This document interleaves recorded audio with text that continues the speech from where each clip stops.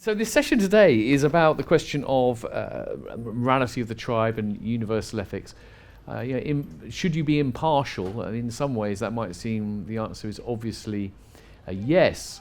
But if you then think what impartiality means, if you take it very seriously, it means not giving any special preference to your family or your children, your neighbours necessarily, maybe not even your species, which is an issue we may or may not get onto later. So we've got a great panel to talk about this. To my immediate right, David Miller. He's Professor of Political Theory at Oxford and has been described, we don't know who by, as one of the world's leading political philosophers. It wasn't his. It wasn't his. Wasn't his by mother, me. It wasn't him. Yeah. Far right, Natalie Cargill. She's the founder and executive director of Effective Giving UK, which is a non-profit which helps donors maximise the impact of their donations. She's also an associate tenant barrister at Serjeants in Chambers and has worked with the UN Human Rights Council.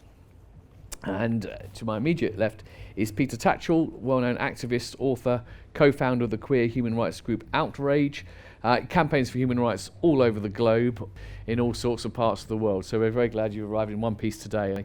Can we start with you, David? The question really is about, are we to any extent justified it right to think that morality has a kind of a tribal element? Let's put it that way. Good, thanks. Yeah, that's the question. And the first thing I think to say is that morality is a very complex thing.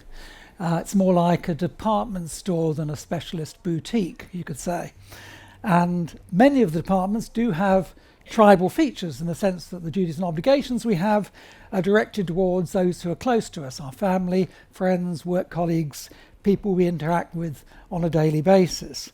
And of course we also have special responsibilities to people we share identities with, people in our faith communities and, I would argue, our compatriots. Well, that's just a description of how morality works in practice. Doesn't so far justify it, and I'll come back to that. But now you may be asking, but doesn't morality also have universal features? Don't we also owe things just to human beings, regardless of any special relationships we have to them? Well, we do have obligations of that kind, but I'm going to argue that to a large extent those are negative in character. That's to say, there are things that we must not do to other human beings, no matter who they are. We mustn't kill them, rape them, exploit them, torture them, deceive them. Those are all negative injunctions. Don't do these things. That's very important that we have those negative duties to people everywhere. But when it comes to positive duties, things we're actively required to do for other people, then I think the scope is much narrower. Now, we do have a duty of rescue. That's to say, a duty to save another human being from death or serious injury when we can do so at little cost to ourselves. And that applies no matter who the person is. But unless we're professional lifeguards or members of mountain rescue teams, that's something we're only called on to do on very rare occasions, and that's important. So, positive obligations then are nearly all directed to those we identify with, family, friends, and so on. But how can we justify that? Isn't it just prejudice to discriminate in that way? Shouldn't we be impartial? Help those who need it most, no matter who they are? Well, I think what that overlooks is the emotional underpinning of morality. So morality isn't just rational calculation. It connects to feelings and sentiments, feelings like sympathy, pride, shame, and so on. I think the philosopher who saw that most clearly was David Hume. And Hume thought that if we didn't have those kind of feelings, we wouldn't have a moral sense at all. Now, of course, we can reflect on those feelings, and to some extent we can correct for them. So a parent, for example, might feel more love for one child than another, but she knows that as a parent she has to treat them fairly. So she still has obligations to her children, not to just children at large, her children, but she knows that she mustn't play favourites. The question is, how far can that correction of instinctive feelings go? Can we really feel the same kind of empathy for human beings, even if we share nothing with them beyond bare humanity. We have no shared history, no cultural ties, and so on. And why do we need to be impartial? Because if, and this is the big if, suppose each community can look after its own members. A parent needn't feel guilty about favouring her own children, so long as she knows that other parents are looking after their children. So we can imagine a world in which almost all positive obligations would be internal to communities. And I think in some ways that would be the best kind of a world, because it would allow different cultures to develop in their own distinctive ways without any kind of outside interference, however well intentioned. But of course that isn't our world today, and so our problem is how to direct our emotional sympathies so that we feel an obligation towards the people who really need help and aren't getting it from their own communities. So we can't avoid being tribal, but we can sometimes and to some extent stretch the boundaries of the tribe outwards to embrace more people. Thanks so much, David.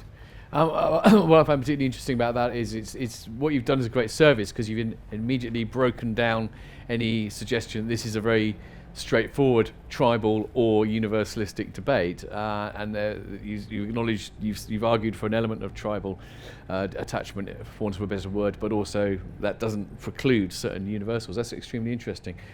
Natalie Cargill, as someone who's involved with the effective altruism movement, I wouldn't imagine your view to be exactly the same. So perhaps you could take your 4 minutes to set your stall out.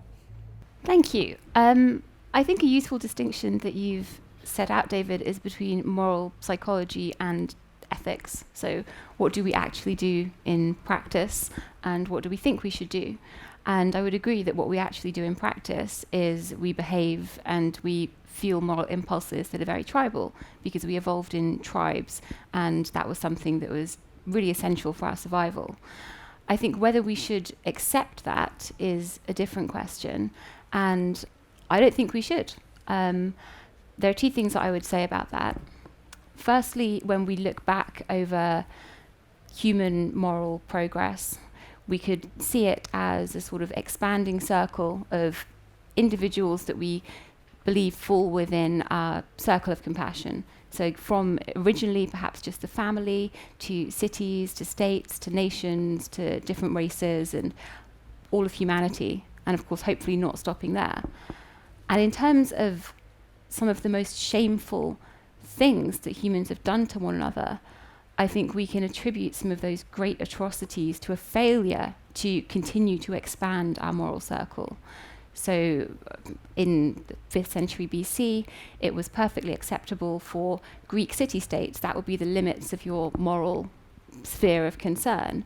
And Peter Singer, in his book, The Expanding Circle, refers to a tombstone of a warrior. And on the same tombstone, totally without irony, it says, I can't remember his name, this warrior killed 7 men and speared their bodies into 7 parts. He goes down, loved by all, never having hurt a man on the face of the earth. And because you're so completely outside of a sphere of concern, and we've seen this failure to think beyond tribalism in many places, in terms of ongoing racism, sexism, discrimination. Entire groups have been marginalized for reasons that made sense within the conventional tribal wisdom of the time, but which now looking back are abhorrent and are deeply shameful. And I think it's very unlikely that we are the generation now who has got it all right, and we can say, okay, well, we've settled on the obligations that we owe to others, and it's simply a matter of taking care of our tribe. I think the second thing I'd like to stress is that we're in a really unusual situation historically. So for most of human civilization, nothing really happened. Everybody was poor, GDP didn't really grow, life was pretty miserable, and the sort of GDP looks like this. And then you get to the Industrial Revolution and it takes off like this. And we have an enormous amount of wealth and technological power, and it's enormously unequally distributed. And finally, if we rise above our tribal instincts and we use reason and evidence, we have enough resources to solve problems that have seemed intractable. For example, it would take a fraction of a percent of the income of the top 10% in the world to provide everyone who's at risk of malaria with insecticide-treated bed nets, or to provide all children with parasitic diseases with treatment for that disease. That would be a fraction of a percent. And on the flip side of that, there are problems that we're going to have to work on in the upcoming decades that we will not make progress on if we maintain this tribal mentality. For more debates, talks and interviews, subscribe today to the Institute of Art and Ideas at IAI TV.